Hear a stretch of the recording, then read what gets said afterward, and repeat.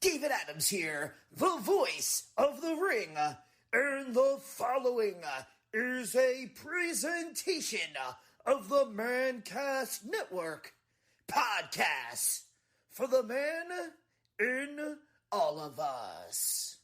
Hey guys, it's the Princess of Pro Wrestling, SoCal Val from Fight TV, and I am a proud Opinion City girl.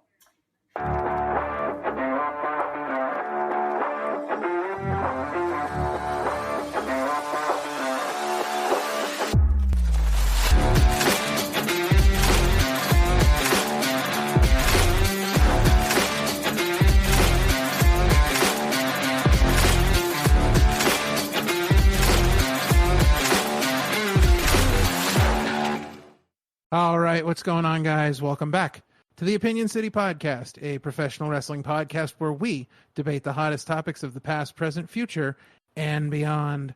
I'm your host. My name is Ralph Heinmarch. He's my co-host, and the Marty Jannetty to my Shawn Michaels. His name is Parmesan Russell. This podcast is for you, the listeners, so please reach out to us via email at opinionscitypod@gmail.com. If you would like to support the show, you can follow us at Opinion City Pod on all the socials. You can find the links to everything that we do over there. You can follow me on all the socials at Parmacheezel, and my buddy Ralph here at RealRalph316. If you like what you're hearing, don't be a stranger. Like, rate, and review our show. Let us know what your opinions, and be sure to share us with all your friends. All right, let's just get into this because we have a lot to cover as we are on the road to Summerslam, the biggest party of the summer. We're talking the Summerslam. Ralph, on a 1 to 10, how excited are you for this year's Summerslam? I gotta say, I'm probably an 11. I think there are going to be some really great matches, and quite honestly, this is not just the biggest party of the summer. I literally think this is the biggest SummerSlam of all time.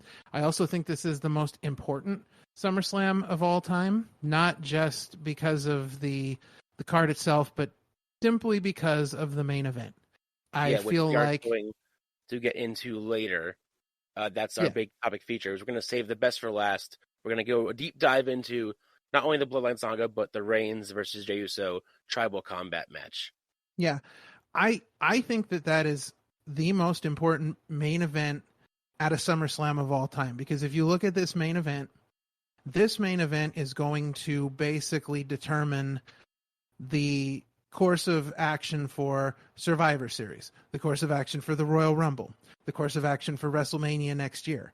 I mean, there is so much riding on this main event that we had to take the time to really deep dive into this main event and kind of look at it. But that main event alone, and the fact that, here we are, and I feel like this is probably, if we look at the Bloodline in chapters and we look at their story as a book, I feel like we're probably at about we're probably like 65% through the book. However, I feel like this is going to be the end of a chapter and the start of a new chapter. I feel like this is a pivotal moment in the Bloodline storyline.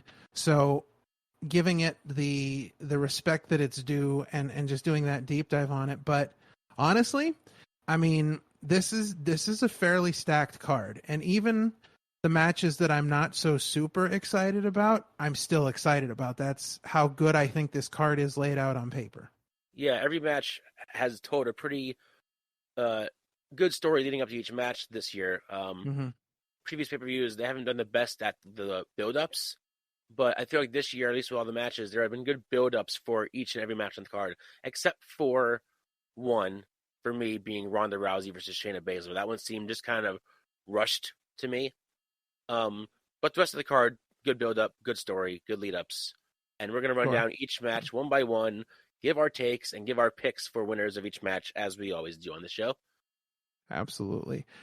So, yeah, in looking at the card, and before we even hop into the card, let's talk about the possible rumored matchups that we have not seen officially announced yet. Yes. So why don't we go through those first? Yeah, let's go through those first, because they weren't announced yet, but they're most likely going to happen. There's still 1 week left before SummerSlam, so there's still a Monday Night Raw and a SmackDown to build up any last-minute matches that they want to add to the card.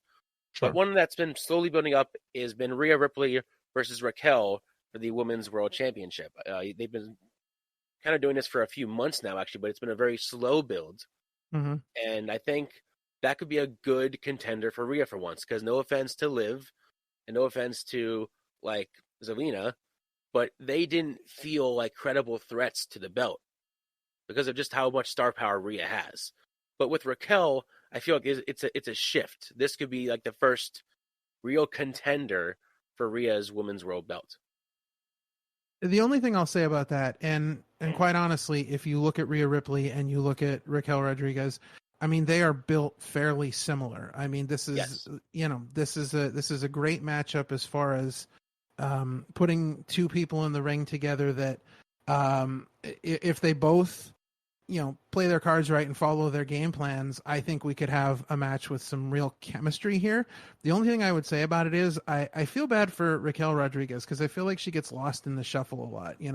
She was kind of waylaid in the tag team with Liv Morgan, and now she's kind of in this match where I think it's the wrong time for her to be in this match, because I honestly don't think they're making any changes as far as Rhea Ripley goes. I don't think she's losing the title, because and we'll get into this when we get into the rest of the card, but I feel like there's definite, real, concrete plans for the Judgment Day, and I think one of those plans is to have Rhea keep that title, because right now, I mean, Rhea is like 75% the star of that group. Because if you look at it, I would say she's 75% and Dom is like 25%, because he's like the ultimate heel, but he's just like, I like Dom, what they're doing with him. I like his character, but he's really kind of all over the place. I mean,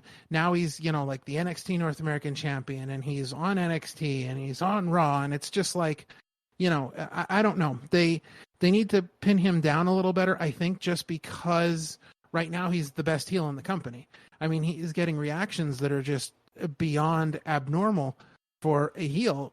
He's getting bigger boos than anybody, and they need to do something to really run with that. He's just kind of like, he's doing his thing, but he's really a side piece for Rhea. I mean, side piece or not, those two together have been some of the best stuff going right now on WWE television. Just the boos, the sheer reaction that Dom gets, they never even let him talk. Then you have Rhea, who's just like on top of her game. It's just a good, funny, crazy pairing. That's just, you're right. Those two are like the main stars of the Judgment Day by far. No offense to Damian or to Finn. No, it's absolute magic. The two of them, they have a chemistry together that just it just works. There's no way to explain it. It's a very odd pairing, but it just works. And I think it's because we have two talented people, not just in the ring, but outside the ring too. They're extremely talented in what they do, and it's really interesting. I know Dominic Mysterio has grown up in this business, and having Rey as your dad, I'm sure, is a huge help in this department. But for as short amount of a time that he's been in WWE, really been on the main roster, and kind of the short amount of time that he's really broken out of that like Mysterio family mold where he's kind of on his own doing his own thing. I mean, he's really talented for the short amount of time he's been there. He gets it. He understands, there's connecting with a crowd in all different ways, and he understands really, how to do that as a heel. Yeah, and just again, those two together are just great. Yeah. Do I think Raquel is going to win this match?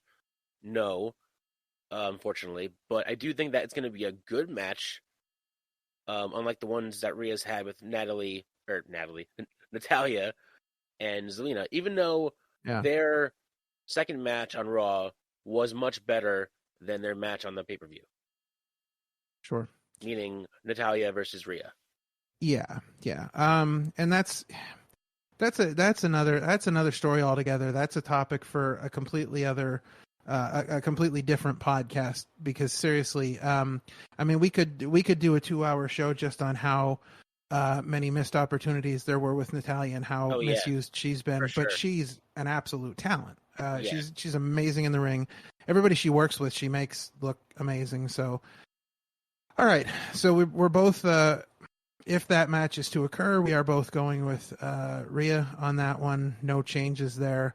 And then, of course, our other rumored match, which I don't quite know how I feel about this match, but the other rumored match is Gunther defending his Intercontinental title against Drew McIntyre. Yeah, that match to me, I was excited about because I'm just happy to see Drew back in wrestling because he's just such a talent that, like, he would be a missed opportunity if he ever, like, wasn't used properly because I feel like he needs to be put to the moon, sky, stars, and beyond for, like, he needs to have a proper run with the main belt post the pandemic. I feel like it's been unfortunate that he hasn't had a run with a belt where fans were there. So I feel like he was kind of robbed of that moment, even though he was the champion of the pandemic era. But at the same time, I love Gunther so much, and I want him to end up being the longest reigning IC champion, and he's getting very close. So I don't think I want Drew to win just yet.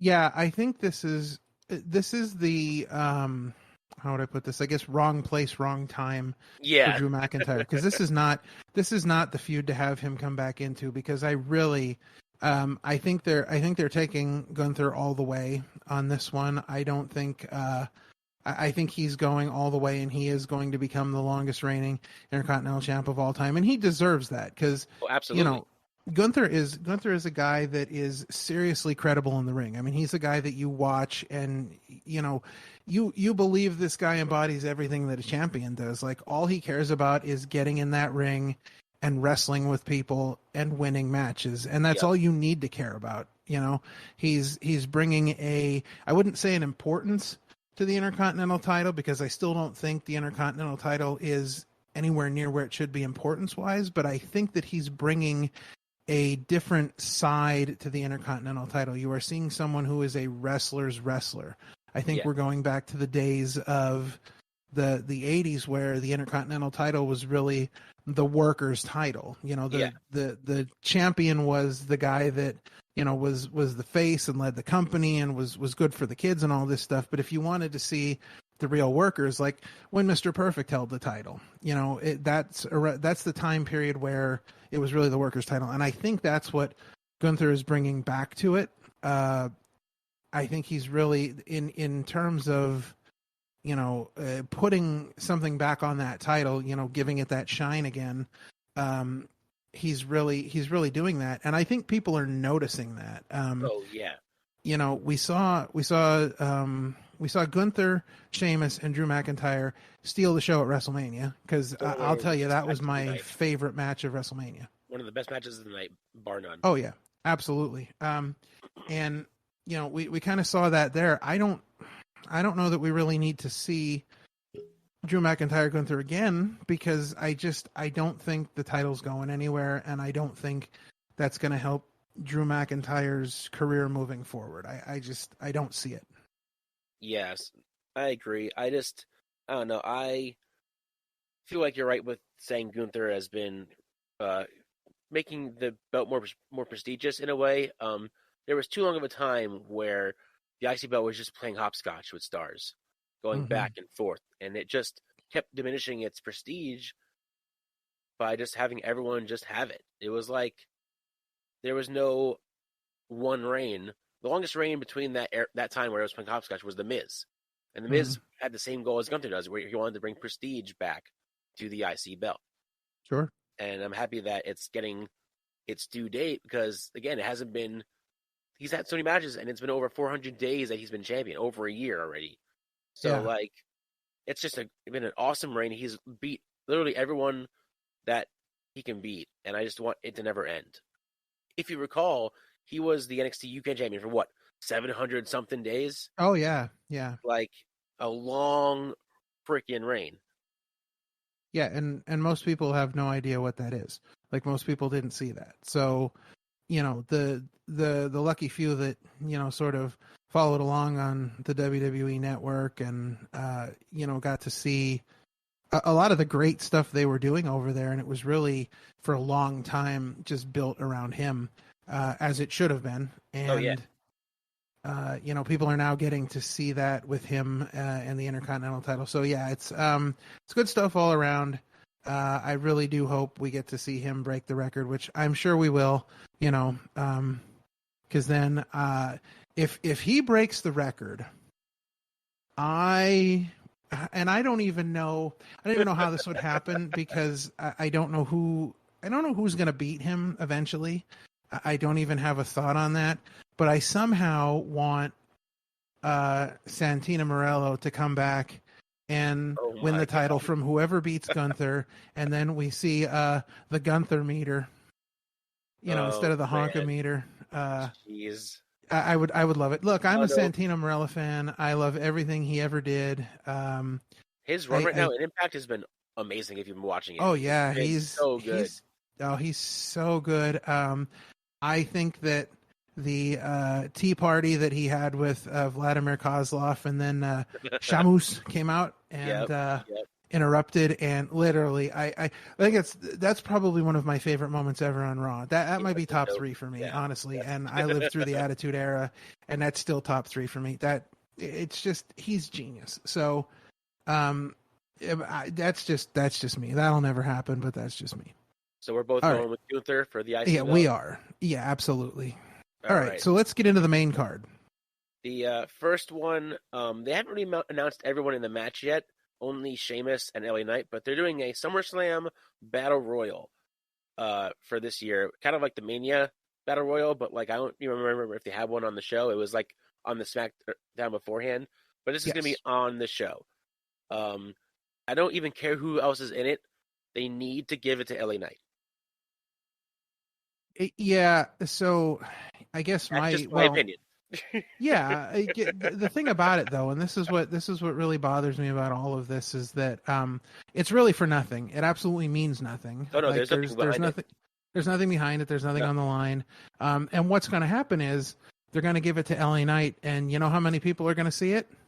Whoever's in the audience there, because I'm guaranteeing you that is it. Because look at if we look at the card as it is now, we've got 8 matches and 2 rumored ones. So that's 10 matches. Listen, that of anything, that SummerSlam Battle Royal is going to get pushed to the pre-show. I'm telling you right now. It might even be already scheduled for the pre-show. It might be. I mean, you never know. I think it's great for LA Knight. I don't think it means anything because I don't think it's going to do anything to further his career. I think they're just giving him a win for win's sake and maybe giving the fans there something to, cheer about to start things off. But if it's not on the pre-show, it's going to start the event, I'm sure, because an LA Knight win is going to pop that crowd huge. So that's a good hot way to start off the show.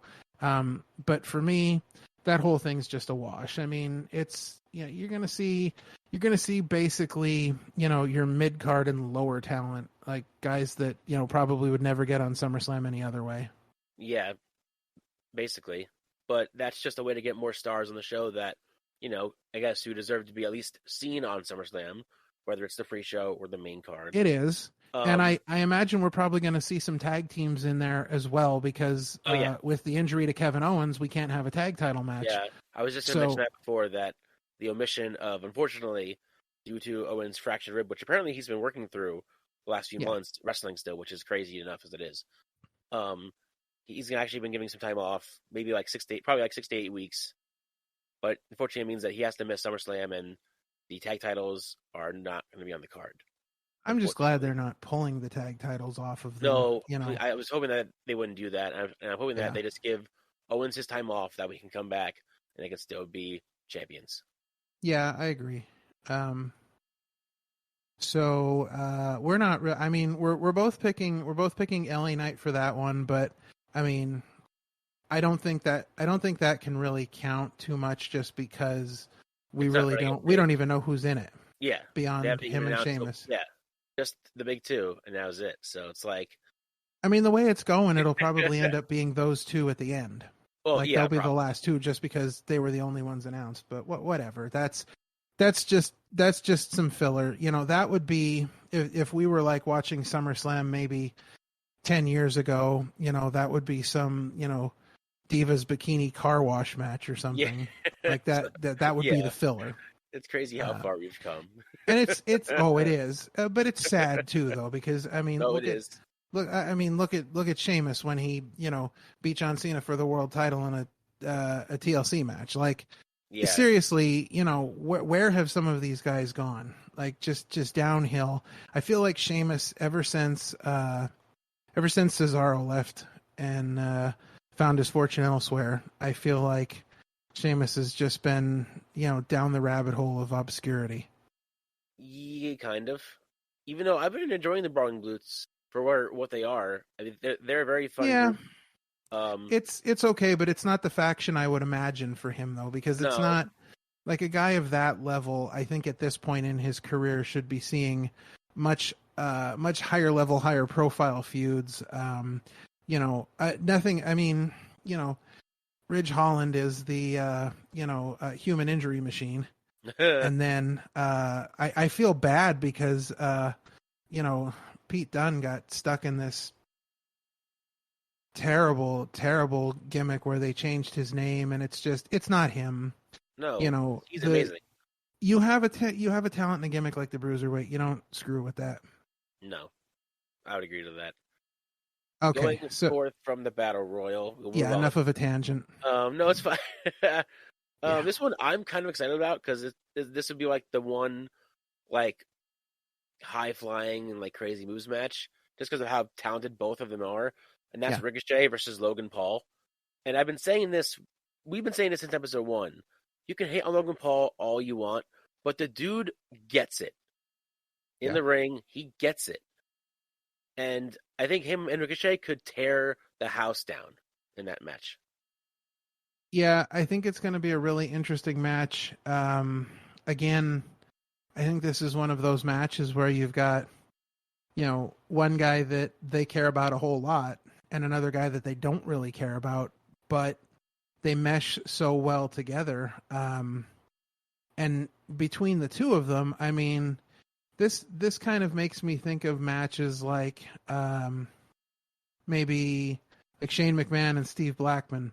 Oh yeah, Not because not because Shane McMahon and Steve Blackman were like high flyers like these guys are, but they were willing to do crazy things. And I think this is the match, I think, that despite how much they don't really push Ricochet or how much they don't really do with him, simply because nobody really knows. I mean, Ricochet is like the mid-card version of Seth Rollins. Nobody knows what he is. Nobody knows what his gimmick is. He's just kind of there. Yeah. I don't think he's been on par with Logan Paul as far as the promos go, which I think is part of the problem where maybe I don't have as much as excitement for this match. I'm excited to see it simply because I think it's going to be a massive train wreck in a good way. I think they're just going to go all out and do crazy stuff. But, you can't put Ricochet in the ring with a guy like Logan Paul and expect him to keep up on the mic. And that's the problem with this feud. However, I think it's going to be a great match. I think they're going to do something insane. I'm excited to see Logan Paul on a pay-per-view again, as much as, I might not like the fact that he's, simply famous for like YouTube and whatever. I mean, I only had barely heard of the guy before he started wrestling for them because, I don't pay attention to that stuff really. Yeah, but not everyone does that, No, but he's proven to be, again, a talent that gets it. I've not heard anything bad about him. I don't think the other wrestlers, have had anything bad to say about him that I've heard. He's very much on sort of Bad Bunny status. And his mic skills are like pretty decent for only being around for a year. Like, he's getting better and better on the mic. His backstage skits are just serious but silly in a good way. Mm-hmm. Like when he got attacked by Ricochet and he's backstage saying that he was harassed and like embarrassed and harassed by Ricochet. I'm like, dude, that's so great. He's kind of on the level of someone like Pat McAfee, because these guys are like professional talkers. They're professional talkers. So to come in and, be able to do what they do just off the fly like that, having not been in the, having been in the business for a cup of coffee. Like, they're professional talkers. So to me, it's no surprise that, Logan Paul is quick-witted, and, he really absolutely, embarrassed Ricochet on the mic. So it's no surprise there. For me, I don't think there's any way that Ricochet goes over here. I don't know about you, but I think it's Logan Paul all the way. I mean, I'm thinking it's Logan Paul, but at the same time, someone's telling me that they're going to give Ricochet this win and maybe sort of soft reset his push, maybe. Okay, so you're going with Ricochet. Yeah, I think, as much as my guts tell me that it's going to be Logan Paul, yes. Yeah. But something's telling me that it might go to Ricochet, and because you don't have to always win to show off, right? So if you still give Ricochet the win, but Logan Paul has a good showing, Logan Paul still looks strong, but he lost the match. Yeah. Oh yeah, I mean that's totally possible. So that is our first disagreement there. Our opposite picks. So this next one I sort of touched on a little bit earlier. Mm-hmm. There's a reason why it was rushed, and that's Ronda Rousey versus Shayna. They were supposed to have this long reign with the belts, and then have the slow turn on Ronda from Shayna. But Ronda, if you've heard anything about the dirt sheets, has a hard out after SummerSlam. According to her contract, she can't stay. She has no extension. Once she's out, she's out. So that's why, I guess, with her injury, they sort of had to rush the small title run, the heel turn or face turn, however you want to look at it, for Shayna Baszler. And now it just feels like this rushed match that, with more time, could have been a good build-up, but was just so rushed. Yeah, I think we talked about this once before, but there's so many things they could have done with this. Going off their MMA background, there are so many people that they could have brought in to, people to take sides with Ronda, people to take sides with Shayna. Like, it could have been so much bigger. However, I will say, despite it being a short build-up, some of the promos that they've done, some of the promos that they've cut have been really good. Shayna's on the money, man. Shayna's promos have been just vicious in the best way. Yeah, so that kind of gives you a little glimpse into what this really could have been. But yeah, it's sad that they're not getting the proper build up for it. It's sad that, this is kind of the blow off here, because again, we all pretty much assume that after SummerSlam, Ronda's gone. Yeah. I would find it interesting if, honestly, they had a banger of a match and Ronda just pulls out the win at the end, and then we find out she's not leaving. And right. And that kind of kickstarts a longer feud between them. Like, I don't know. It could happen. I think it's probably like 10% possible. I would like to see it, just because I feel like, everybody's looking at this as a foregone conclusion. However, as much as I'd like to see that, I can't make that prediction. I've got to go with Shayna. Yeah, that's going to be a number 2 switch, because I've been on a Shayna tear since she was in NXT. I was so disappointed what they did with her in the main roster in the beginning, and even now. I've been so happy to see this reinvigorated Shayna come out and just be the vicious Shayna that we all know she was back in NXT. So I just hope that she beats Ronda and then sort of lights this fire back up in her, where she just goes straight to the top from here. Ronda basically gives her the rub. I'm out. Take my place, basically, and just run off of the women's division and just win the belt against whoever, probably Asuka, because they're on the same show. And just run roughshod. Like, I've loved Asuka's run. Don't get me wrong.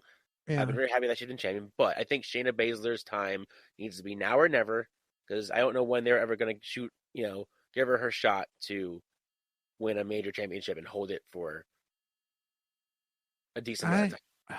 I don't know. I don't know if they see it in her. I mean, that could be the problem here, where she hasn't had a run up to this point. where they don't see it in her. I don't know. It could be a lot of things. But yeah, I mean, I feel like Shayna Baszler is in, honestly, the same boat as Asuka right now, because they're not really doing the things with Asuka that they should be doing. We should be seeing that sort of unbeatable, destructive monster that we saw in NXT. Again, Asuka on this tear in NXT, and then every once in a while we see a little glimpse of it, and then it goes away again. I think they look at her as just, another, foreign wrestler that they can do goofy things with, put her on commentary and, let her yell Japanese for 20 minutes. Yeah. I don't think they're taking her seriously. I really don't. And that's sad. But unfortunately, that's where we're at. And Shayna Baszler falls in the same boat. They just, whatever it is, if they don't see it, or they're just not taking her seriously. But you're right. It would be good to see her have a real run here. Yeah, she freaking deserves it. She's been working for there for so long now. Like, she deserves that push, I think. And my vote's for Shayna. Yeah, I got to go with Shane on that one too. This one I'm kind of excited about. It's the third of the trilogy. I don't know if they're going to do a contract signing on Monday or not. But it was announced that if Becky beat Zoe Starks on last week's Raw, that they would get the rematch at SummerSlam, and Becky did beat Zoe Starks, so it is happening. I think it's just two different generational talents, and I think this could be the one where they really just let loose and just go and have like the best match they could possibly have out of the three. I want no shenanigans, though. I want it to be just a decisive Becky versus Trish third match. Whoever wins the 2 out of 3, and then who's the better woman. I don't see that happening. No, I don't, but that's just my wish. Well, I think, I mean, I don't know. I don't really know where they're going with any of this. I don't know if Trish is planning on being around after SummerSlam. So that's question mark number one. Yeah. And if that's the case, what do we do with Zoe Stark now? Because we've pretty much ruined her. She is nothing like she was in NXT. The Zoe Stark that we saw in NXT did not show up on the main roster. Just not the same. Which, again, we see that all the time with NXT superstars, where they get called up and then things just, go haywire. That seems to be the case like 75% of the time. But if Trish is not hanging around, then what do we do with her? Because we can't have her continue to feud with Becky Lynch, because Becky Lynch beat her last week. So I feel like these are the blow off matches. Like this is sort of the end of, Becky's time with the two of them. And, she got the win over Zoe last week. And quite honestly, I think she's getting the win over Trish. I'm not sure what we see after this. 'Cause I feel like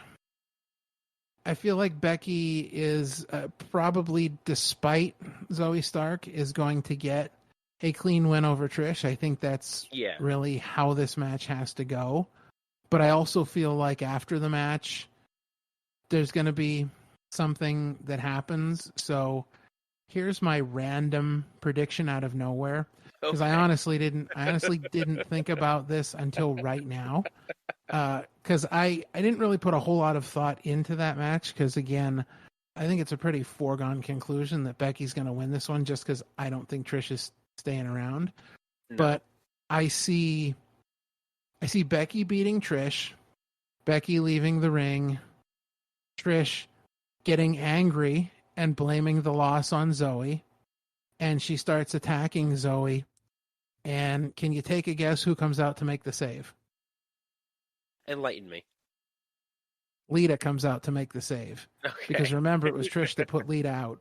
Yep. So not that Lita's coming back full time or coming back at all. She's just coming back to get revenge after the match. So she comes down, she saves Zoe Stark. We see Lita get her revenge on Trish. And then who knows, that could be a babyface start for Zoe Stark. I mean, if that would happen, I think it would be cool if they did run Lita versus Trick back one more time. Have Lita do one last match. It could be like her unannounced retirement match. Mm-hmm. Have it be against her best friend, and then she never has to wrestle another match again. That's Lita's like final curtain call. Yeah. That's a good idea. That would be a pretty dope idea for That's a pretty good idea. However, I would if they were going to do that, I would see them holding off till Mania with that. I think that's a Mania quality match. Unless you need, I don't know. I don't know where else they would do it, but I think that's definitely like a Mania quality match. I don't know how we get there. I don't know how we kind of revisit that when it comes WrestleMania time, but I like the idea. I definitely think that, there probably should be, I mean, to be quite honest, it could be, a double retirement match for both of them. Yeah, I was just going to say, that could be both of their swan songs. Yeah. They do one last match against each other. Have Lita versus Trish, the final chapter. Yeah, the final chapter, and then that's it. They can both ride out in the sunset together, and, I like it. Ruin their careers. I like it. Well, I know somebody from WWE is listening to this podcast. I'm almost guaranteeing it. So I don't know why, but I'm almost guaranteeing it. So whoever's listening, book that. Book that. Book that stuff. All right, obviously on the list, next up shows Reigns, but we're skipping that one because that's the last one, of course. We're going to skip to the third and final women's match on the card, the triple threat women's championship match with Charlotte versus Bianca versus Asuka. And I'm just going to say this, as much as I'm a Charlotte Flair fan, I don't want to see her win. It needs to go to either Asuka needs to retain, or if they have to do it, they can have Bianca win it, but I do not want Charlotte Flair to win it. I've said my piece. I agree with that. I've said my piece. Well, I think right now the money is watching Charlotte Flair chase the title rather than have the title. I think that's the real money right now. Yeah. So I think that Asuka's going to retain here, and I think that Bianca Belair is going to snap after the match and just beat the holy hell out of Asuka, because there is the rumored Street Profits / Bianca Belair heel turn at some point. So I think this could be the start of it. So bad. Like, I'm with you, and I've been with you since the beginning, that I'm over Bianca. And I think if she make her turn heel, it would be a perfect character change and a perfect sort of reset for her in her career. Because right now, I think it's just kind of gotten a little stale. Yeah. I go back to my original thoughts on all of this. When they had the draft and they created the new world heavyweight title, I thought that Montez Ford should have been like one of the first challengers for the title, or even the first title holder, because I think what should have happened is the Street Profits go to Raw instead of SmackDown, and then Bianca Belair, sort of like the Yoko Ono of the group, starts putting that seed of that seed in Montez Ford's head where, you're the real superstar of this team, you're the one. And so Montez Ford decides to go after the title as a singles wrestler. And of course, Angelo Dawkins completely supports him in this, even though, Bianca's kind of behind all of this. He completely supports Montez Ford. Montez Ford wins the World Heavyweight title, and then Angelo Dawkins says, hey, now that you've won the title, he's like, how about giving me a title shot? Let's see who's the better of us. And Montez Ford, at the sort of behest of Bianca, is just like, nah, bro, I think we're done. Yeah. And that gives Montez Ford the superstar power that he should have had. It gives him the superstar gimmick he should have had. It turns him and Bianca heel. Now we have Angelo Dawkins. Angelo Dawkins can kind of go off on his own and be, while Montez Ford becomes the superstar, he becomes the Street Profit instead of the Street Profits. I think it'd be a good change for both of them. And then, eventually we kind of see Angelo Dawkins kind of work his way back to the point where Montez Ford has no choice but to give him a championship shot. But again, this is all in my head. I should the creative mind of Ralph Hindmarch. I should start a universe mode on 2K23 and that's make where you that should happen. make all your dreams come true. Because right now I sort of see this teaser of a Hurt Business 2.0 with Bobby Lashley, Angelo Dawkins, and Montez Ford. They've been sort of teasing this idea on SmackDown the last few weeks. Yeah, with Bobby sort of bringing them in for a talk and then having them interview and sort of go over ideas. So I think this might be a tease for possible Hurt Business 2.0, and if so, I'm so excited for it, and it needs to happen. But they should be a heel faction and have Montez and Angelo and Bobby turn heel and make them heels, and that would be cool. Yeah, I mean that would be cool because I think it would be like a big elevation for Montez and Angelo. Yeah. I kind of, and this is, I don't know, I kind of feel about Bobby Lashley the same way I feel about Bianca Belair. Like, I'm tired of him too. Like, I don't see anything new from him. This would be interesting, and I'm okay to see like where it goes. But to be quite honest, I'm just tired of Bobby Lashley too. I think his stuff is just stale, like Bianca Belair. I think they both need some big changes, but that's just me. But without getting too much more into the tangent here, I think that Asuka is going to pull the win on this one just because I don't see them giving it back to Charlotte Flair right now because that's kind of like the expected thing, but I think she's been champion for so long that it's time to really kind of watch what happens when she's not champion.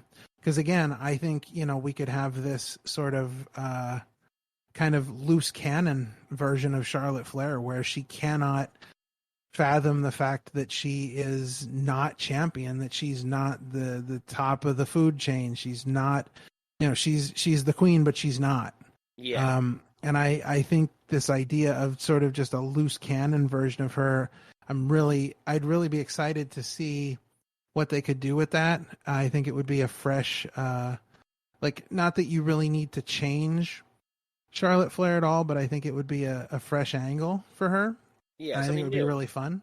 Like Jericho always says and has done, you have to keep reinventing yourself to stay fresh in the business. If you are the same person for so long, you can get stale. I mean, look at Bayley and her buddies. She realized that she had to do something big in order to keep her career alive. So what did she do? She took the freaking sharp, whatever you want to call that, like baton, and just stabbed all of them closed and cut her hair and did a complete change. And I think sometimes wrestlers need that in order to stay in the game and stay relevant.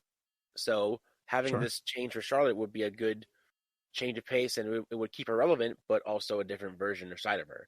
So I agree that I think Asuka should win. And I think, because I want Asuka to hold it for a while. I think she's deserved that.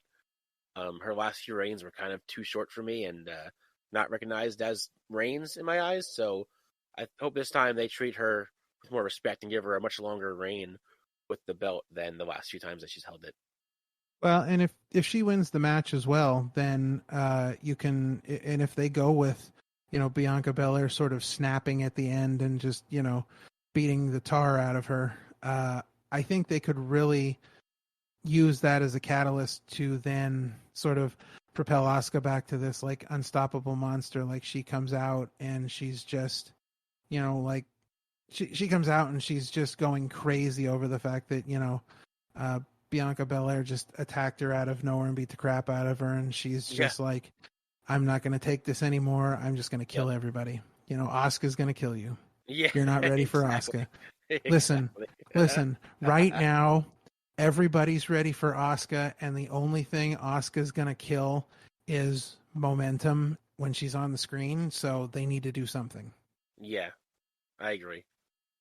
So we're both going with Asuka on that one. Yep, both going with Asuka.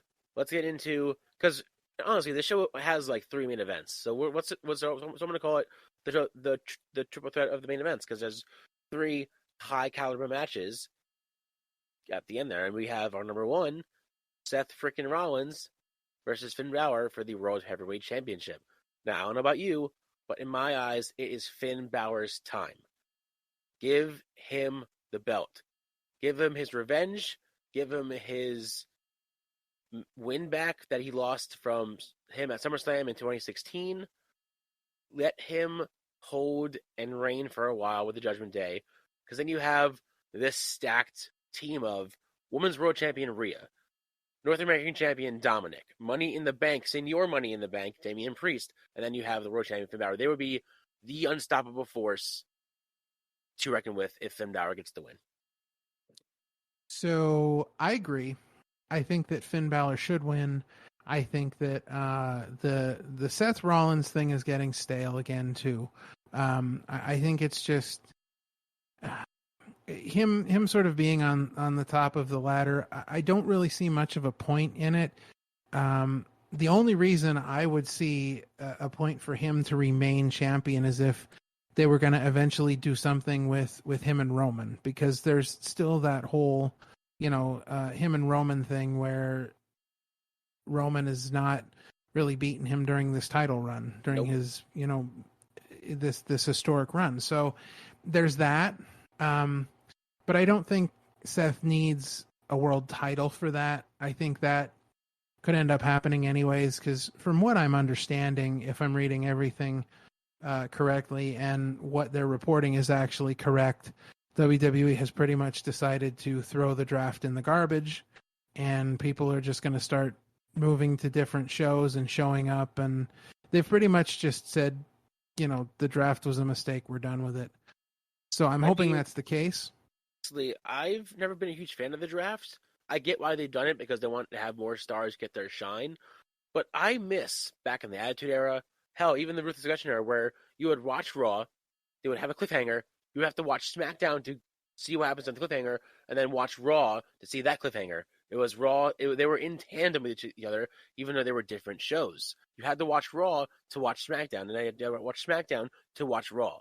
And I missed that. I missed that whole equal, continuity of the shows, where with the draft, you have this, they're trying to make 2 different shows, and it doesn't always work. I miss the whole concept of have it being one company, having all their story arcs and shows be within the same set of shows, and it just continues the story that way. So that definitely has a charm to it, and that definitely is an exciting way to kind of go about things. I will say that I did enjoy the draft when the draft was the actual draft, when you had, your general managers on each show.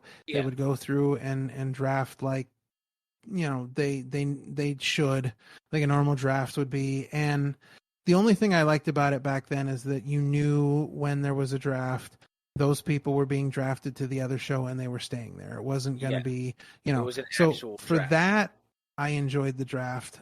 Plus I enjoyed the draft for some of the surprise things they would do. But the draft, I don't think ever reached the full potential that it should have, especially when they got the WWE Network. I mean, the draft should have been like the NFL draft we watch on TV. You could have analysts talking about picks and it could have been so much more, but I think its time has run its course. Because even though like they try to make the shows separate, it doesn't work anymore. So I think it's time to just let that go. But I don't see any reason for Seth to continue to hold the title at this point. And I think the biggest drawing point out of all of this in Finn winning the title is going to be watching the dichotomy between Finn Balor and Damian Priest. Because now, anytime Finn Balor shows up and he's anywhere with Damian Priest, he's got to be watching his back. He never quite knows if that level of intrigue and mystery is always there. Like you're always on the edge of your seat thinking, is this the moment he's going to do it? Is this the moment he's going to go after the title? Anytime Finn comes down to the ring to defend the title, let's say he comes down to the ring with the Judgment Day to defend the title and he has like a grueling match where he's like absolutely spent after the match. Damian Priest gets in the ring, Finn Balor's going to be on alert. Like, do I have to be watching my back right now? Because, Damian Priest at any moment. Like, paranoid character where he's always looking behind his back because he doesn't know if his buddy and partner Damian Priest will turn on him and catch the briefcase. I think, random prediction myself, that would be interesting and a nice twist of which could start a feud with them is have Finn Balor beat Rollins that night. Damian cashes in on Balor. It's over. Damian's champion. And then you see this whole change of, do the Judgment Day stay together after that? Or do they reconcile and just say, okay, Damon, you beat me fair and square, sort of, and won the title? Or do they sort of have this beef now where, why would you do that? I thought we were friends. I thought we were a group. And that also changes the dichotomy of the team that way as well. That would be interesting to see. However, I don't think they would pull the trigger on that just because I think the Judgment Day is so hot right now. I don't think they want to really do anything, like 100% overt to really show dissension in them. It's a great idea. And I think it would be really interesting to see as well. Because again, then, we've got sort of this whole new relationship between Damian and Finn, and how's that going to work out, and what's going to happen to the Judgment Day, and all these things. But I would love to see it, but I don't think they want to mess with the Judgment Day yet. But I do think that I do think that eventually, at some point, we're going to see that. I think we're going to see Damian cash in on Finn. I think they're probably going to wait until we least expect it. I mean, I think we're going to get to the point where we may even forget that Damian Priest has the Money in the Bank. Like, it'll become such a, backseat to everything else that the Judgment Day is doing. We kind of forget that he has they should do that. Briefcase. I missed when the briefcase was that, where it was an actual surprise when it was cashed in. You never knew when it was going to happen. There was no announcement. I think they should go back to those cash-ins and have it really be like a surprise. Like when Rollins did his big cash-in, people forgot that he was the Money in the Bank. That's what made that moment so much more special because they're like, oh, he's the Money in the Bank still. Like, he's cashing in now at Mania. Yeah. Like, no one was ready for it. So have that happen with Damian and Finn or whoever wins this match. I think it would be like just the perfect setup. Because I do think we're at a point where people are tired of like having the person who wins it cash in that night. Yeah. I think people are tired of that. I think that's a plot device that has run its course. Absolutely. But I will say this. This is what I would do because I think this would be tremendously interesting. I don't 100% know if Damian Priest is ready for a world title run. I don't know if he's there yet. So here's my thought. So Finn Balor wins the title. Everything's going well with the Judgment Day. But Dom, as the North American champion, starts to get this big head and starts to think that like his championship is as important as the world championship. And then he starts to think like, I'm better than you. Cause maybe like Finn Balor's only defending like once a month or something like that. And Dom's defending every week and blah, blah, blah. So Dom gets this big head So Dom has this, huge title match. Let's say, he's defending against somebody like a really big name, and Dom manages to pull out the win. And all of a sudden, Damian Priest comes out, cashes in on him, and takes the North American title. That would be cool. Not gonna lie, to put him in his place. That would be yeah. I said this in our Money in the Bank episode. Go back and listen to it. That I think it's cool that they changed it to where whoever wins can cash in on kind of any belt.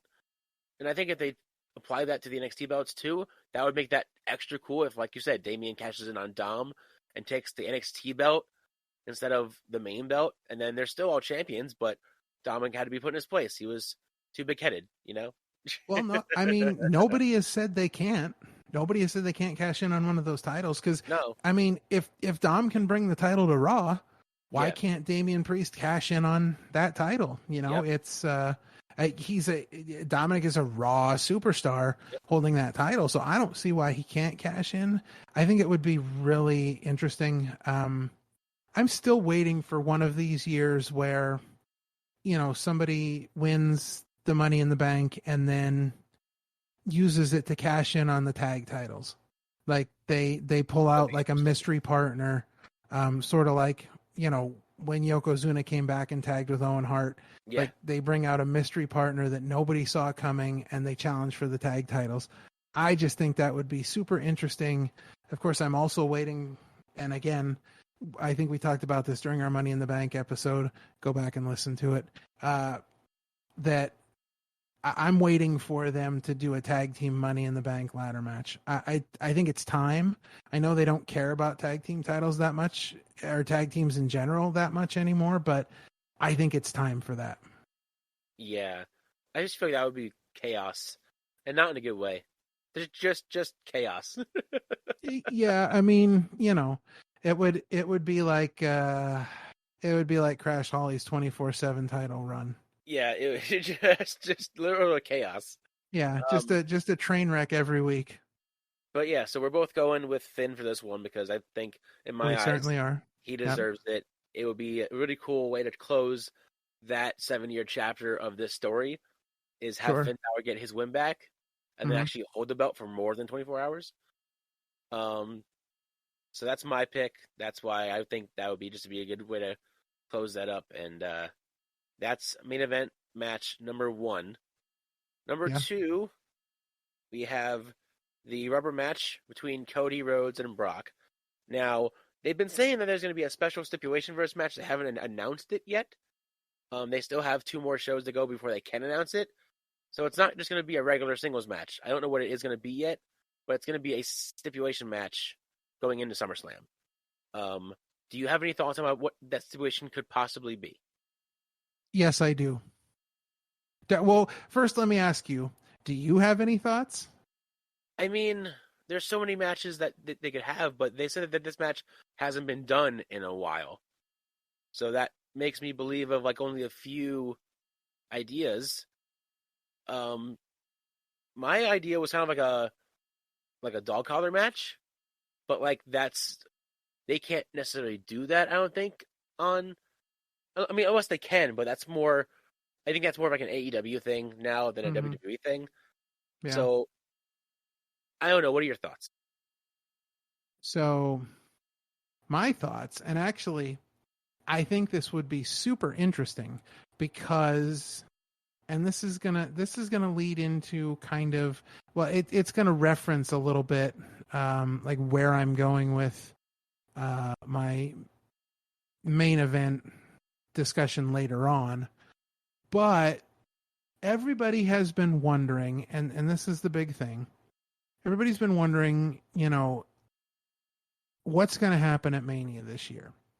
Is it going to be, because for the longest time we all thought it's going to be Cody and Roman again, like the rematch. Yep.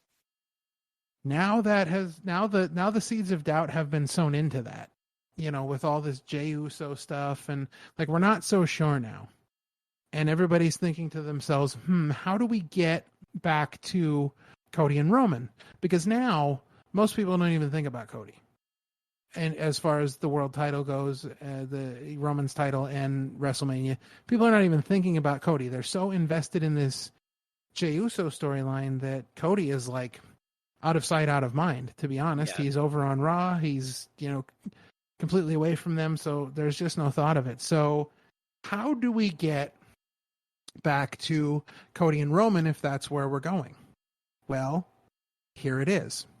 This is my prediction, and I'm telling you right now, if this actually happens, I mean, I will probably go live on Facebook as I run a victory lap around the block I live on. I'm serious. My prediction is a special guest referee match, and the special guest referee is Paul Heyman. Oh, wow. That would be super interesting because you still have Paul Heyman as Roman Reigns' tribal counsel, and he hasn't done anything with Brock as his advocate in kind of a long time. They've kind of separated Brock from Heyman since SummerSlam of last year. Yeah, because it was pretty much implied that, Paul Heyman, brought in Brock Lesnar to help behind Roman's back. I mean, they gave every hint in the world to make it look like that. Yep. So that would be interesting. I do not see how they could have Cody lose this match. If you want him to keep rebuilding after his big unnecessary loss to Reigns at Mania 39, you don't have him lose to Brock Lesnar. You have him win as clean as can be in a Brock Lesnar match, because Brock Lesnar matches are never clean matches. Right. It's very rarely that you get a clean win over Brock Lesnar. But I think this should be a squeaky clean win. Give him the 3 crossroads. Do it 3 times in a row, like he usually does win a big match when he has to win. He does 3 in a row and then pins them. Have him do all 3, get the big clean win, and then he can move on from Brock and move on. I don't see a reason why they would have Brock beat him unless there's a different story that we're just not seeing yet. Mm-hmm. So there's 2 things I would say about that. So first off, yeah, I agree that it's got to be Cody Rhodes, because if they're blowing off this feud, like if this is the end of it, the rubber match, this is, he's moving on to something else, whatever's going to get him where he needs to go, it has to be him. There's no way he can lose to Brock, because you can't. If Brock loses to Cody, Brock can do one of 2 things. He can move on because the loss is going to really mean nothing to him. He's still this unstoppable monster. It's going to be nothing to him. Or 2, he can simply disappear for a while again. Yeah, and then people will just when Brock comes back, people will just forget about it. However, this is a big moment for Cody. So I agree that Cody needs to win this. I think one of 2 things has to happen. He's either got to pin him clean in the middle of the ring, especially if it's the special guest referee match with Paul Heyman as the guest referee. The interesting part about it will be when Paul has no choice but to count the 3, because he counts the 1, he counts the 2, he waits for Brock to kick out. Brock isn't kicking out, and he has to count the 3. Yep. Or Cody Rhodes could make Brock Lesnar tap out. Yeah. And I think it would be interesting to see Paul Heyman have to call the match, because Brock is just tapping and tapping and tapping away, and he has no choice but to call for the bell. And then Cody Rhodes has this huge, huge advantage where he can say, I'm the guy that made Lesnar tap out. Because Brock Lesnar hasn't tapped out since 2003. No, it's been, he's only lost by pinfall, as far as I know. He tapped out. Or passes out. He doesn't tap out, he passes out. Well, there's that too. But I think it would be a bigger moment for Cody if Cody could actually say that he tapped out Brock Lesnar. Yeah. Because that's like Roman Reigns has beat Brock Lesnar, and Cody can say to him, you know what? Yeah, you beat Brock Lesnar, but you know what you never did? You never made him tap out. Because Kurt Angle's the only guy that's made him tap out. He made him tap out in a match, and then he made him tap out after a match. Yep. So, like, that's a big deal. I think that would be a huge thing for Cody Rhodes to be able to say. I think that would be just big for him. But I think either way, because we're blowing off the feud here, I really think that it's got to be Cody, and it's got to be one of those two things. It's either got to be the tap out or it's got to be a 100% clean win. Yeah, Because Cody needs that to move on. Yeah, he needs that especially because his first win wasn't kind of clean. Like, yes, he rolled him up and they counted the three, but it didn't feel like a clean win. He just won by the skin of his teeth. Like, this needs to be a definitive I beat Brock Lesnar in a singles match victory. Yeah, absolutely. It's the only way for Cody Rhodes to move on from this, and it's the only way I see that we're going to get anywhere near Cody and Roman again at WrestleMania, if that's where we're going. So, yeah, we're both in agreement on that one. It is Cody for the win. So before we get into the main event here, just looking at this card, we have only really disagreed on one match so far. Yeah. We have pretty much agreed on everything else. So just an interesting note for those of you keeping track at home. We are pretty much on the same page with the exception of one match. So I guess that's going to take us to our main event and the main event featured topic this week. Yeah, we couldn't leave this one alone. Me and Ralph have mentioned this off air. This seems like the biggest SummerSlam event in recent memory. Like, you can't get no bigger than Tribal Combat. Not only is it for championship, but it's for who is the head of the table in the Bloodline family, and a story that's run for over 3 years now. And this feels to me like like you said, a chapter closing on this story, which is why we're doing a top 5 predictions of how this will end, whether it be Reigns or Jey or other shenanigans that we feel could be a factor in how this chapter closes. Yeah, and as I said at the top of the program, this is the biggest main event in SummerSlam history.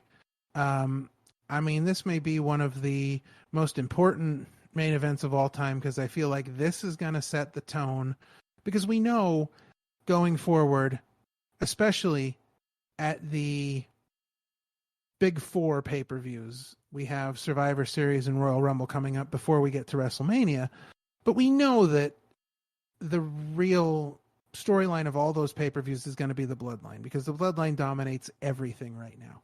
And I don't think that's going to change anytime soon. It's going to lead through to WrestleMania, and this main event is going to set the tone for all of those. So, yeah, I'm really excited to dive into this, because I definitely have some real thoughts about this. So, as we talked about before we came on the air, we both did our top 5, but we both have honorable mentions or runners up to the top 5. Yeah. So why don't you talk about your runner up first? Before we get into the list, I was telling Ralph before, I did mine in order of likeliness to happen. So it goes least likely to most likely. That's how I built my list. And my number 6, I had to put on, or my runner-up, because I've been saying about this since the beginning of me and Ralph's discussion about the Bloodline Saga, and I think it is possible, not likely, but possible, that Paul Heyman costs Roman Reigns the championship at SummerSlam. Paul Heyman is the one who has been playing Reigns all along, and I've been saying it from the beginning, that it would be a nice swerve that he was the advocate the entire time he was with Reigns, and he was just an underlier throughout the last 3 years. It would be the craziest rug to pull, but it would also make the most sense because Heyman is a sleazeball, as we all know. Sneaky, backstabber, liar, any of those words of the character Paul Heyman, that is who he is. So to have him make Reigns believe that he was his wise man for 3 years, only to pull the rug from him and cost him the belt, that to me would be the ultimate like shock. Again, I don't think it's going to happen. That's why it's number 6. But if that were to happen, man, I would probably freak out. Yeah, I'm glad you put that one at number 6 because that's pretty out there. If I was thinking about this logically, and of course, there's no point in that because, however, I mean, there is a point, but there is no point. I mean, WWE is never logical in anything. However, the Bloodline storyline has been pretty logical from beginning to end at this point.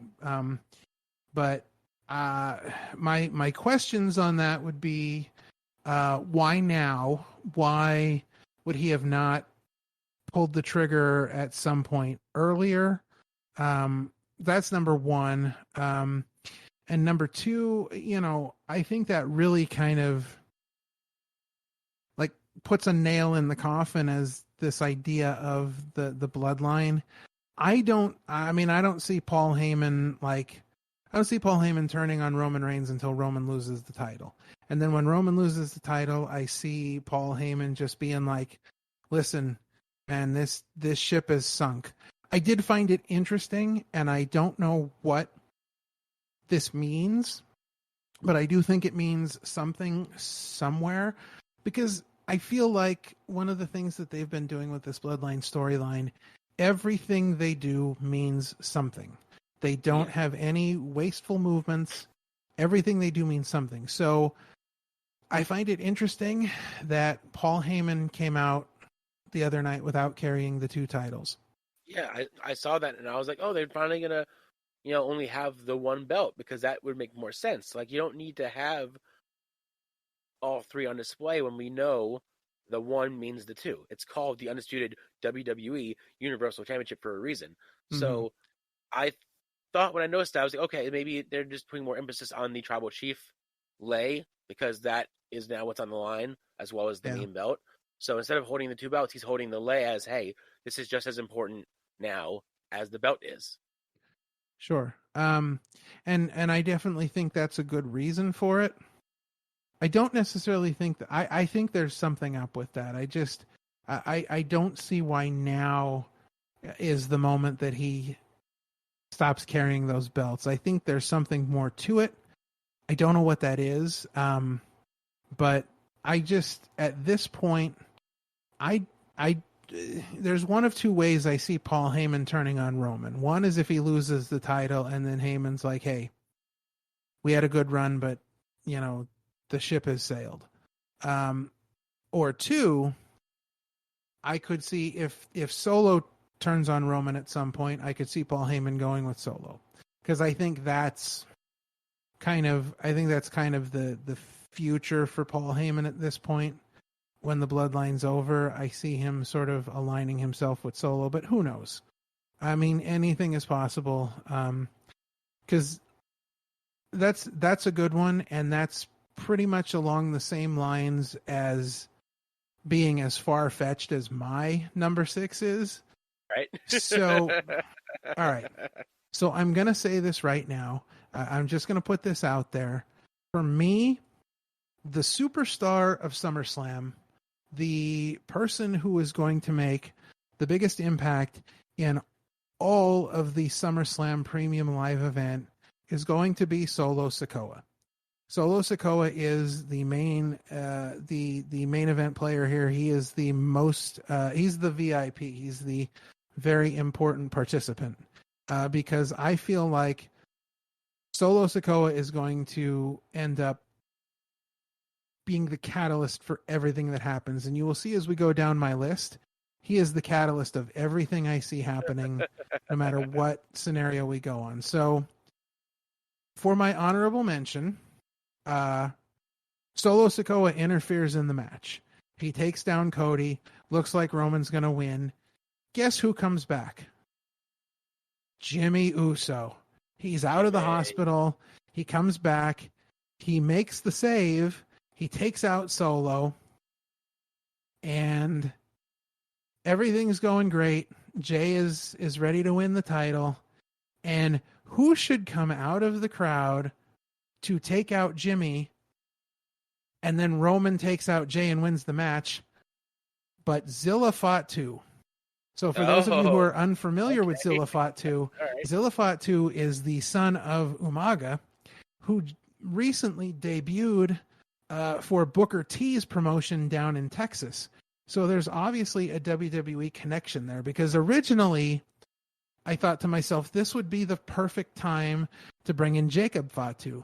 Yeah. However, Jacob Fatu has signed a contract with MLW, which would keep him with MLW until 2025. And anybody who knows anything about the relationship between MLW and WWE, they are not going to work together on that. No. No, not at all. They are So, not on the same. no, so I had to go with Zilla Fatu because I think eventually down the line, see, we have Tribal Combat right now. I see Survivor Series as being tribal warfare. That would be I cool. see them That would be doing a War Games match at Survivor Series this year with Roman Reigns leading one team of Samoan Dynasty members and Jey leading another team of Samoan Dynasty members. I see Rikishi coming back for that. I don't know what side I see him on. Because on the one hand, you've got Jey and Jimmy on one side, but then you've got Solo on the other side. So where does Rikishi land? I don't know, but I see him coming back for that match. I do see that happening kind of no matter what happens. But yeah, so our honorable mentions, our number 6s are way out there. Yeah, that's why they were runner-ups, because they were Indeed. just least likely to happen, but just ideas that were just too good not to at least mention. And yours, too crazy and too good. Yeah, too crazy and too good. My number 5 sort of goes with what you've been saying, but mine is strictly that, again, in honor of the bloodline keeping the crack. Solo costs Reigns the title, permanently splitting the bloodline, because I think the one key factor that people forget about in this whole story is Solo. Ever since his main event roster debut and he acknowledged the tribal chief, he's been by his side the whole way. Except for recently. You see, if you notice the past few months, I think Solo has been seeing some doubt in Roman Reigns as the ability to run the head of the table. You see at Money in the Bank with the tag match, Reigns starts to cry and kneel because Jey and Jimmy will not give up. You see Solo like, dude, what are you doing? And just starts beating up Roman, Jey and Jimmy and saying, hey, help me out. Like, what are you doing? Get up off your feet and start helping. Like, Solo is starting I think they've been sowing the seeds of doubt with Solo against Reigns, that Solo maybe believes Reigns isn't the head of the table, that he is sort of gone soft in his years. And I think a perfect way for that to happen is that Solo finally cracks and turns on Reigns and costs him the belt, because he no longer believes that Reigns is being a tribal chief or acting like a tribal chief should. Even when Reigns and Jey did the contract signing, who stopped Solo from hitting Jey? Roman Reigns. He still doesn't think that Solo is ready to be in that spot yet. And Solo thinks otherwise. So that's why my number 5 prediction is that Solo costs Reigns the belt, and then that undoes everything. So there's a moment that I think that a lot of people forget about, because it was just a split-second moment, I believe, on one of the SmackDowns. But Roman is brawling outside with the Usos, and Solo's in the ring, and Roman's Ulalalafa, or whatever they call that tribal chief ceremonial thing that he wears around his neck, it's laying on the mat inside the ring. And instead of going out to help Roman, Solo is standing there staring at it like, hey, this thing's just laying here. Should I pick this up and put this on? And all of a sudden, Roman realizes what's going on. And he's like, hey, what are you doing? Get out here. Like, it was just it happened so fast, it probably took about 5 seconds worth of time. But people forget about that. And I think that was the seed right there of what is eventually going to be a Solo turn. And I see it coming. I don't know if this is necessarily the place I see it coming, but I agree with you that it's coming at some point.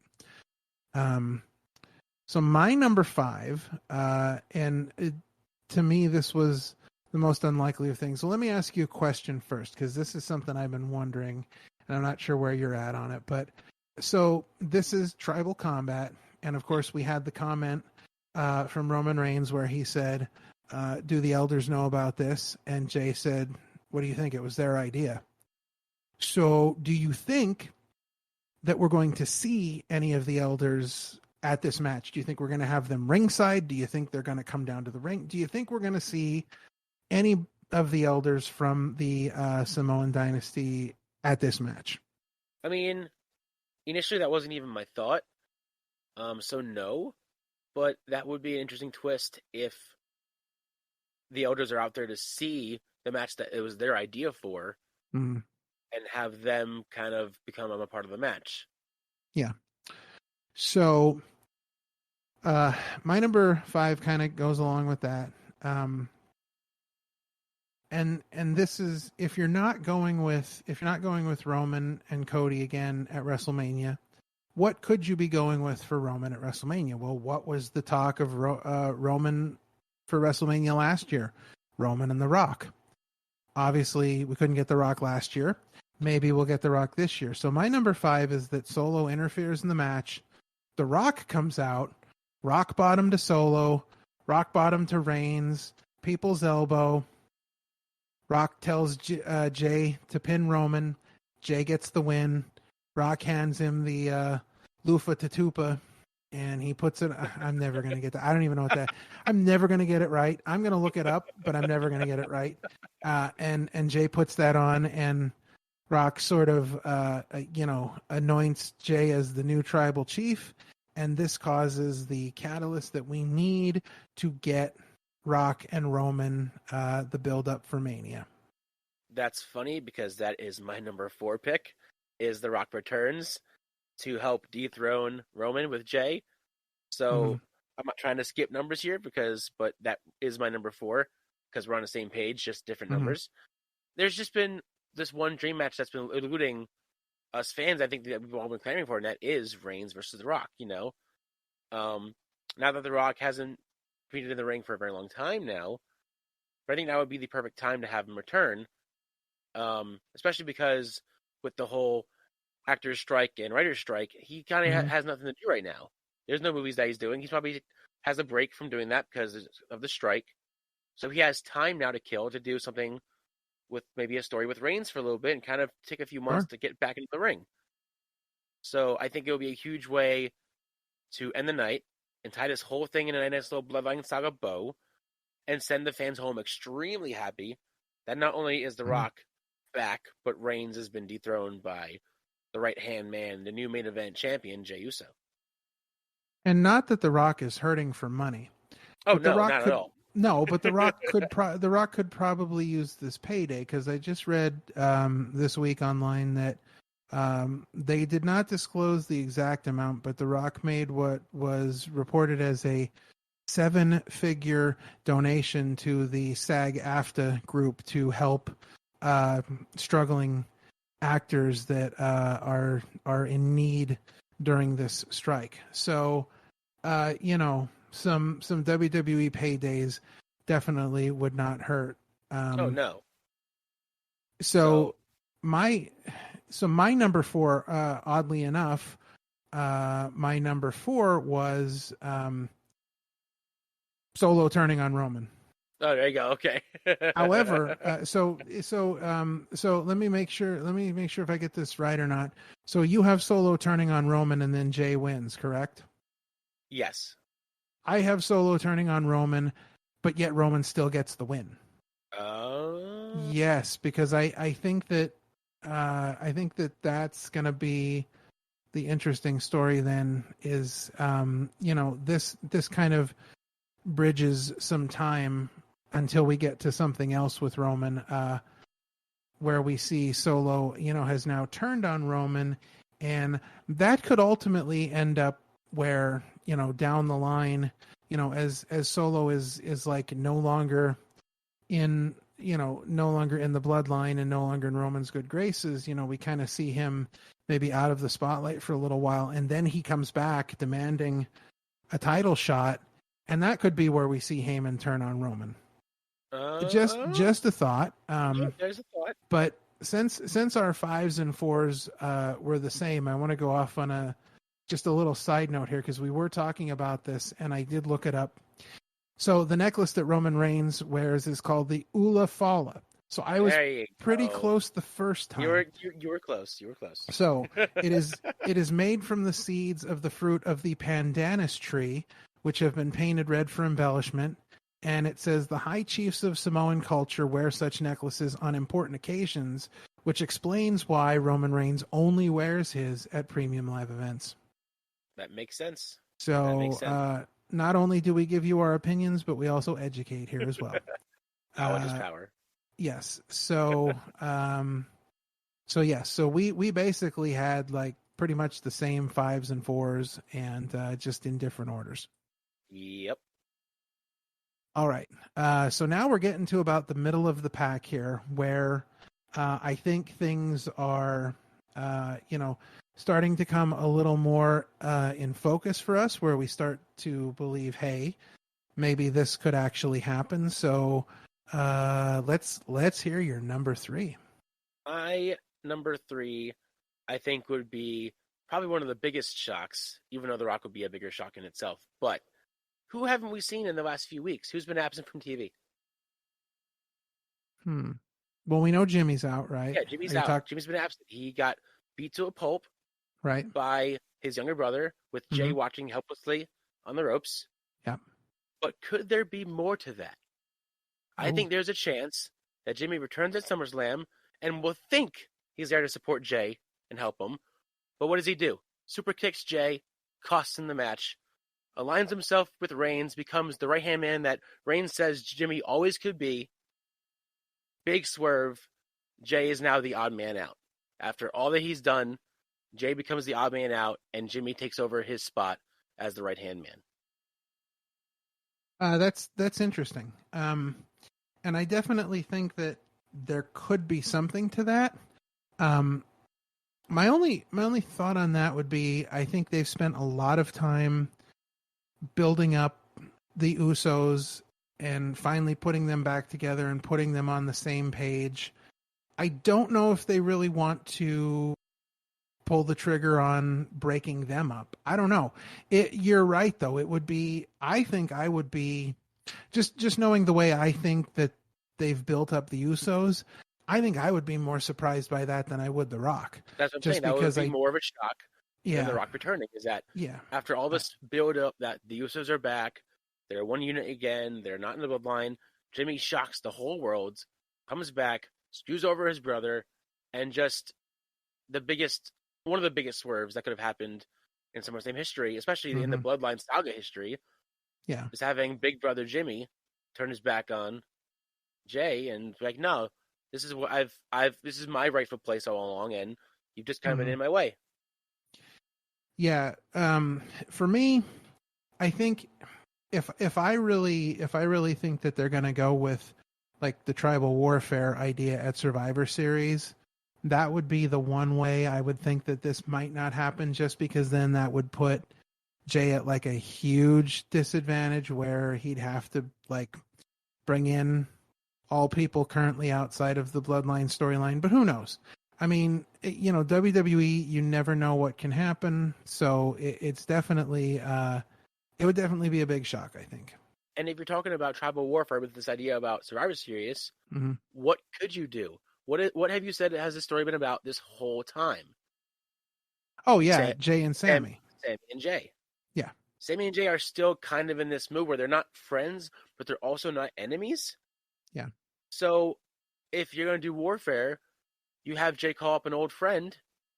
Sammy can use Kevin Owens as his backup. That's 3. And then all you need is one more. Yeah, I mean it's definitely not the worst idea, and I think I think you put that in a good place, because I think it is really kind of like middle of the road. Like it's as much believable that it could happen as it's believable that it couldn't happen. It's like right there in the middle. Exactly. Oddly enough, that's the one thing I didn't put on my list at all. I do not have Jey or Jimmy turning on Jey at all. my number 3, and this is for me, because again, like if we're gonna put Cody and Roman back together at Mania, we got to figure out a way to do that, and the only place we're going to be able to do that is these premium live events where both Cody and Roman are there. Unless, I feel like even if they're throwing the draft out the window, they'll probably keep Roman on SmackDown just because they don't want to necessarily rush getting Cody and Roman back together yet. Yeah, but they have times. Yeah. So my number 3 is, again, the big difference maker here. Solo interferes. Cody comes down to even the odds. And then he hits Jey with the crossroads, allowing Roman to win. Now, why would he do that? I guess is the biggest question I think that comes along with this, because obviously you would think this would instantly turn Cody into a heel. And, they have been working so hard to keep him as a face. They have been working so hard to build up his relationship with the fans. I would have Cody cost Jey the win and then come out the following night and do this big promo about how, he's sorry that this had to happen to Jey. He's sorry that this had to be the way that it was. But even though he has to win that Universal Championship to cement the Rhodes family legacy and finally finish the story, it doesn't mean anything if he doesn't beat Roman for it. So he had to make sure that Roman Reigns kept the title because Cody needs to be the one to take him down. I think it's a little far-fetched that they would really risk that with Cody after all they've done to build him up, but you never know. So that's where it's kind of like middle of the road for me, because I could see it happening, because I think it'd be a really unique dynamic and story to all of this, but I also have a hard time believing that WWE would pull the trigger on that. No, I can see why that was your number 3. That's still, it could happen, but also it's a little, little far-fetched. Yeah, it's taken a big risk, because you could instantly blow all the goodwill that you've gotten from Cody for Cody so far. Yeah, and that would be a big problem because you've just wasted how many months of time, working on building this up with Cody, and then one move just blows it all. But that's the chance you take. Yeah, of course. All right. So we're up to your number 2. My number 2 and number 1 are going to probably be the obvious answers now that we've upped on the higher up on the list. Mm-hmm. Most likely to happen. And this was originally the only 2 that I thought of when we were making this list until I had really had to deep dive, think about possible outcomes. And one obviously is that number 2, Jey just wins and becomes the tribal chief and champion. He stands tall, clean as a whistle. He becomes the very first person to pin Roman Reigns in a singles match in almost 4 years. If you recall, Jey was the first person to pin Roman all the way back during the Shield days, and in the same exact vein that they had him win at Money in the Bank. Hop over Jimmy, splash to Reigns, 1, 2, 3. So he can beat him. Can he beat him in a singles match? And I think with the build-up that they've been doing for him, I think he's now a believable contender, that he could possibly be the one to dethrone Roman. And not only become the Universal Heavyweight Champion, but become the new head of the table. Yeah, so, that's another thing I did not put on my list was, Jey just outright winning clean. And I mean, I think that's a great way to go with things. Cause it would mean a lot, for the career of Jey. It would give him a lot of momentum, especially, taking that title away from Roman, and then just, moving forward, that would put him in a great position, having that, high profile win over such a superstar at this point. I don't know if I see I don't know if I see any of this going cleanly, and the only reason I say that is because I feel like this match has got to set something else up. I think it's got to continue. Like, I think it's got to close this chapter, but also start a new one. So I feel like we're going to get something from the outside that's going to kind of point us in the direction of where we're going. I love the idea of Jey just winning clean.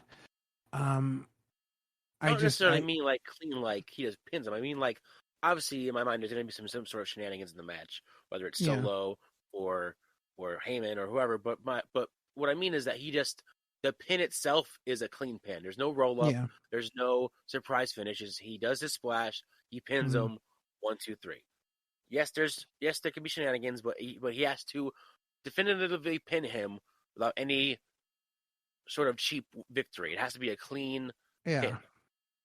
Yeah. I could see that happening.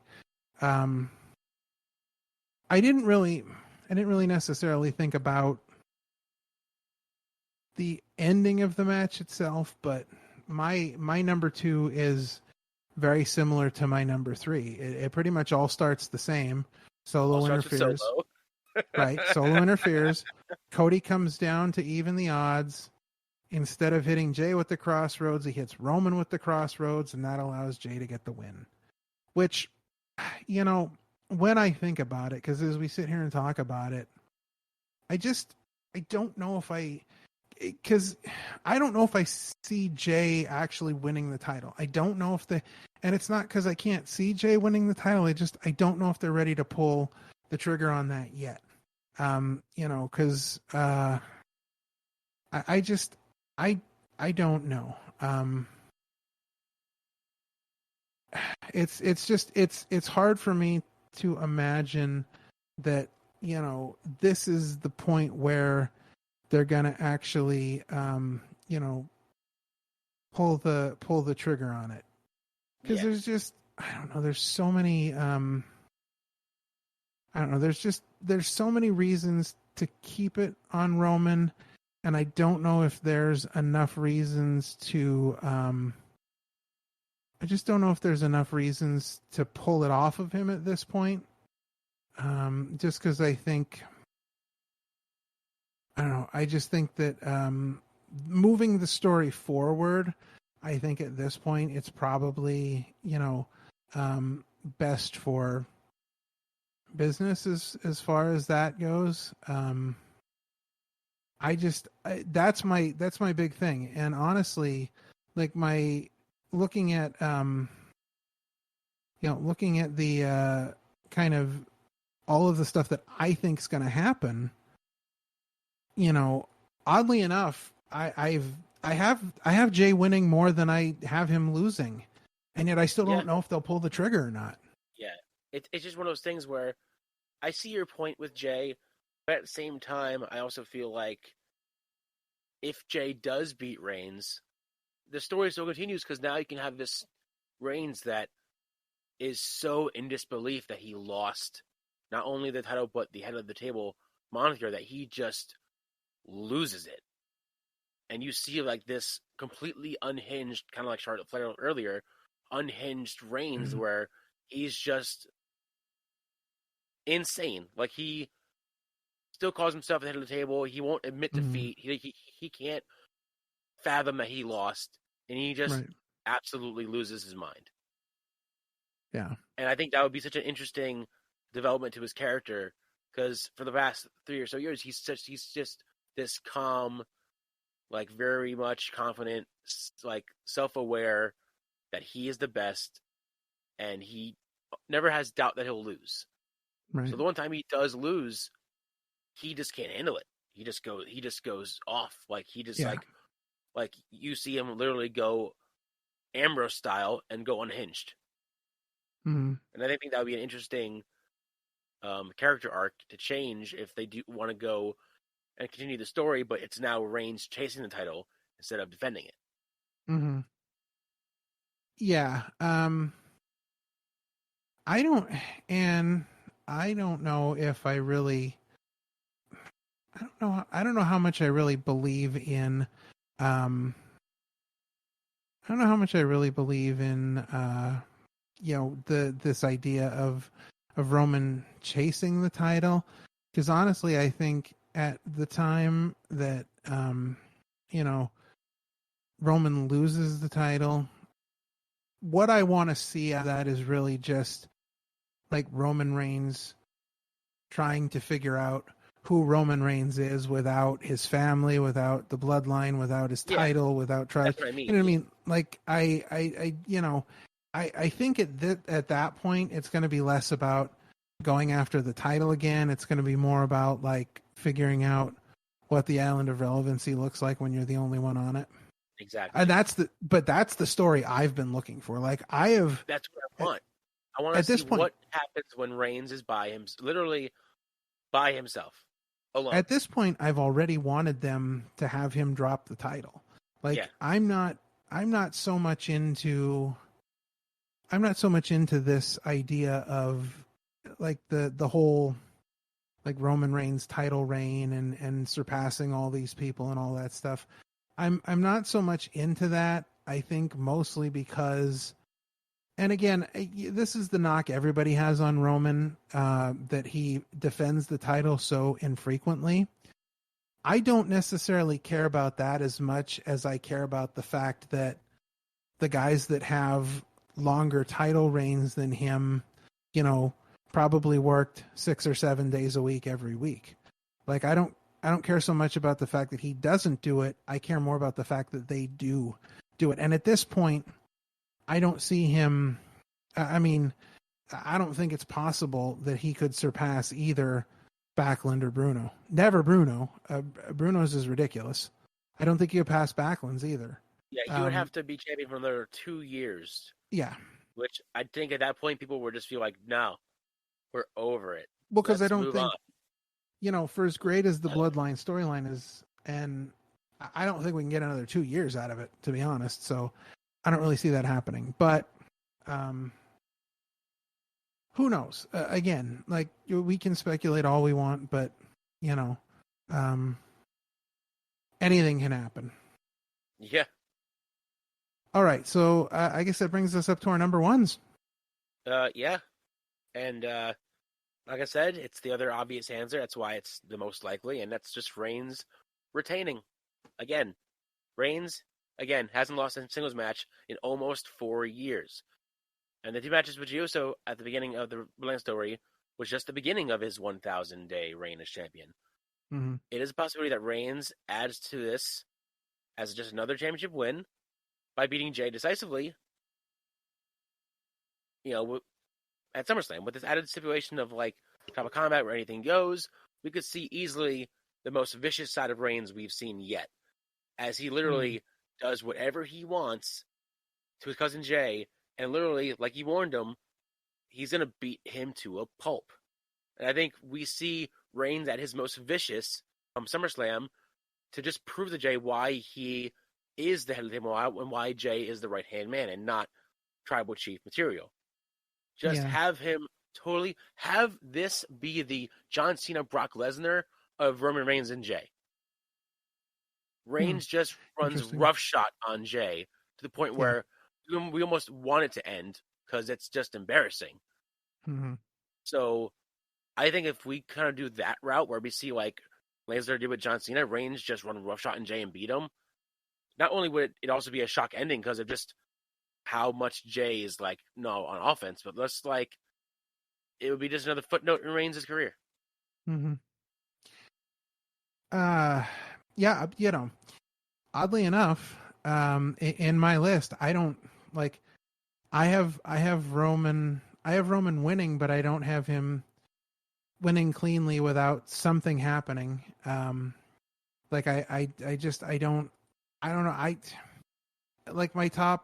My top two are Jey winning. Because when I go to my number one, Solo interferes, Jimmy returns to even the odds, and Jey gets the win, which is odd because I don't, I'm so on the fence about whether I actually think they'll pull the trigger, but yet my 1 and 2 both have Jey winning.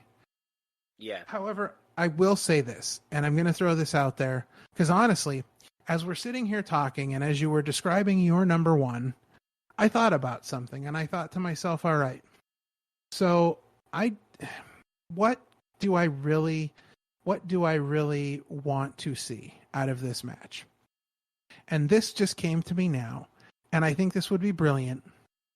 I don't exactly know that it would happen, but I think it would be brilliant. So, Jey is in the ring with Roman, and Roman just beats the Samoan snot out of him. And he is laying in the ring in a heap, and out comes Jimmy. And Jimmy comes running down to the ring, and he gets in the ring, and Roman makes a Samoan snot sandwich. He just destroys Jimmy, and the two of them are laying in the ring, and there's Roman standing over them, and all of a sudden, out comes Rikishi, the father of Jimmy and Jey. So Rikishi comes down to the ring, gets in the ring, and starts tearing Roman a new one. What are you doing? This is not what a tribal chief does, blah, blah, blah, just tearing him down left and right. And Rikishi's like, you know what? If you wanna beat somebody down, beat me down. Let's go. And Roman backs down. Roman is like, whoa, whoa, whoa. I can't do this. You're a tribal chief. You're like an elder. I respect you. I can't do this. And all of a sudden, Solo comes in the ring and gives him the Samoan spike, takes out Rikishi, and there's the three of them laying on the ground, and Roman pins Jey. Mm-hmm. That's gonna instantly put Rikishi on Jimmy and Jay's side, because now he's got a score to settle. Roman can be completely blameless in all of this, because not only did he back down from an elder, he did not tell Solo to do that. Solo got in the ring and did it on his own. Yep. Now Solo's like this outcast, this like dangerous outcast, but he's still like Roman's enforcer. So, Roman's not gonna dump him, because now Roman has got the ire of the elders. Like, he is now in their bad graces, because, it was his fault that all of that kind of happened. Like, he had, as the tribal chief and the head of the table, he's got to take the responsibility for that. Which I find interesting that, and I don't think this is something anybody talks about, Roman Reigns is the head of the table. Roman Reigns is the tribal chief, but yet the elders still wield enough power that they can tell him what to do. Yeah. Because they put him in this tribal combat match, and he didn't say boo. He didn't blink. He didn't say, I'm not doing that. I'm the tribal chief. I make the decisions. No, he said, thank you, sir. May I have another? Like, seriously. But I don't know. No. I am more excited for this main event than I have been for a main event in a long time. I'm super, again, like we've been saying, this might be the most important Summerslam main event in recent memory, just because of how much riding it has on it. Just because of, again, the long build storyline between the Bloodline saga, Roman Reigns is champion, Jey Uso has also kind of been built up the last 3 years for this match itself, because he was his first opponent when Reigns won the belt in the first place. So it kind of just comes full circle. And it'll be just another chapter closed, whether it's the end of it as a whole or just this chapter of the story. Because part of me thinks this is just the end of the Bloodline, and then they can move on to a different story with Reigns and Jey and whoever. Mm-hmm. Rather than a chapter, I think this is the final chapter in my eyes.